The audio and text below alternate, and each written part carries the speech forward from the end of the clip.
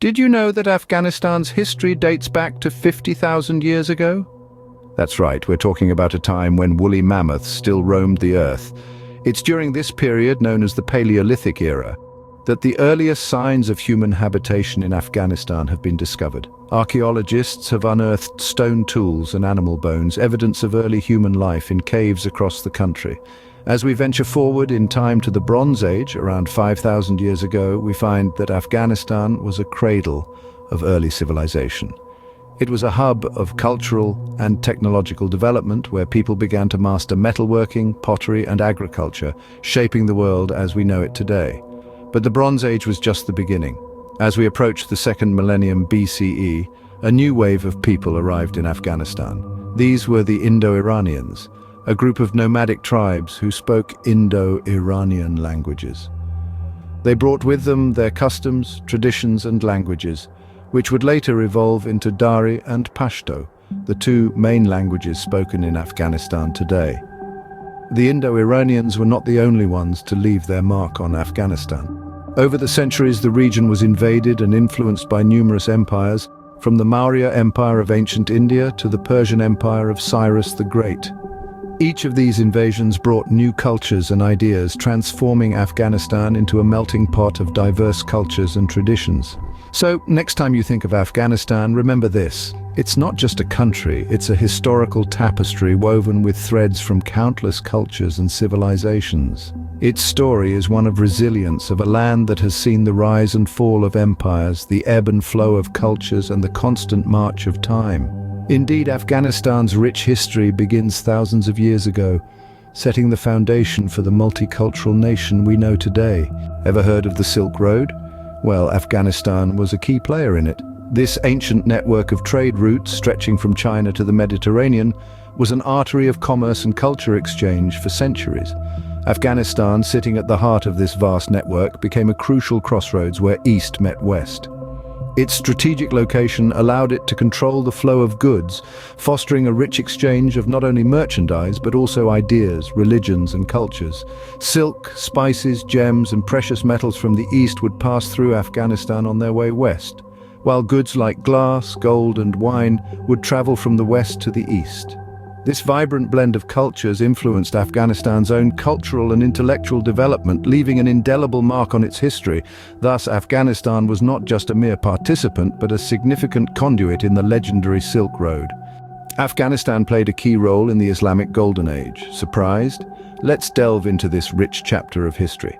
As Islam made its way to Afghanistan around the 7th century, it didn't simply bring a new religion. It also sparked a revolution in the arts, architecture, and sciences.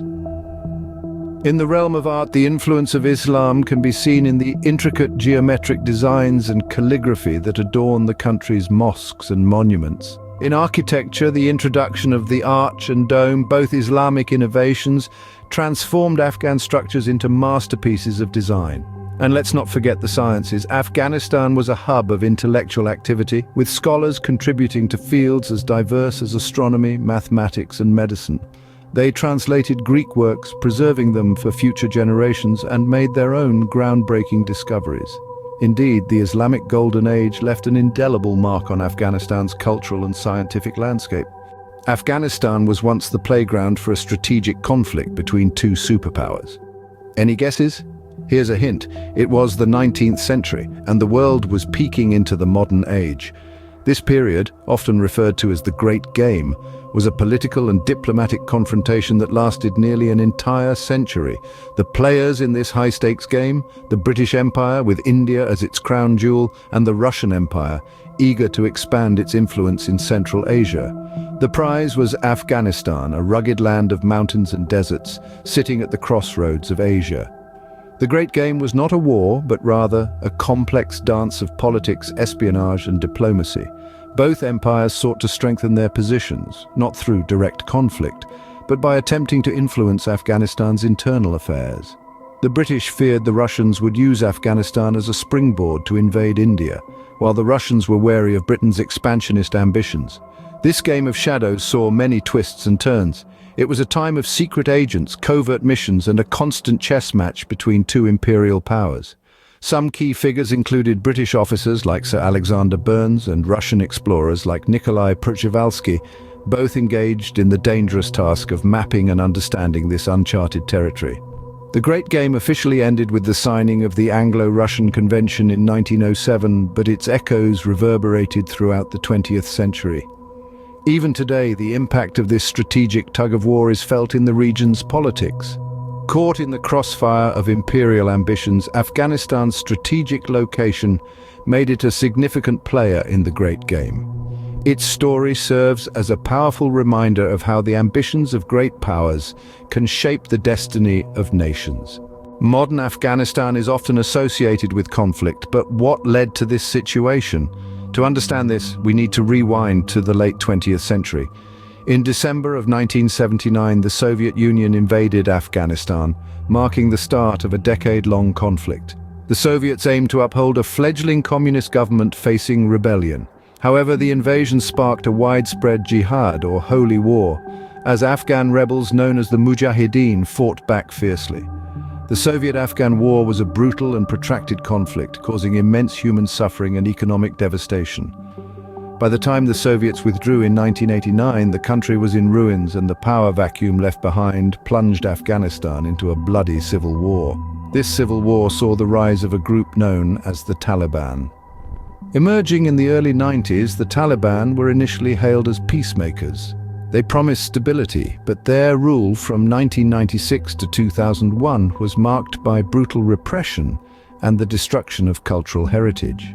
In the wake of the September 11th attacks in 2001, the United States led an invasion of Afghanistan. The aim was to dismantle Al-Qaeda, the group behind the attacks, and to remove the Taliban from power.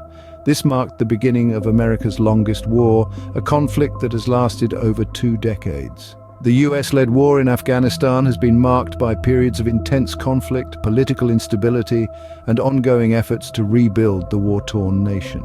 Despite the official end of combat operations in 2014, violence continues to plague Afghanistan, with the Taliban and other insurgent groups still holding significant sway.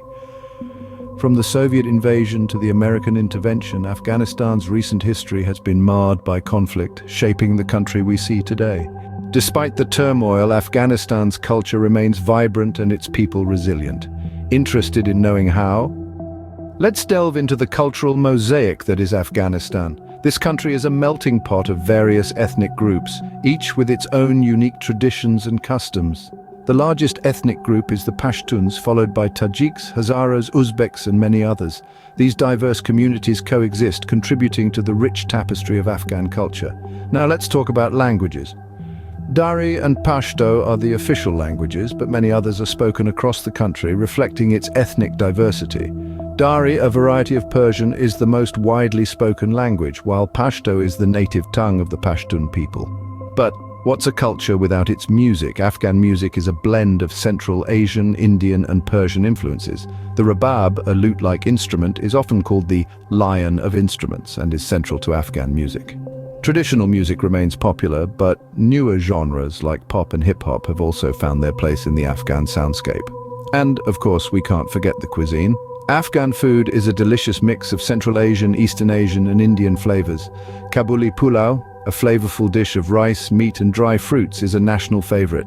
And then there's mantu, delicious dumplings filled with onion and ground beef, topped with yogurt and tomato sauce.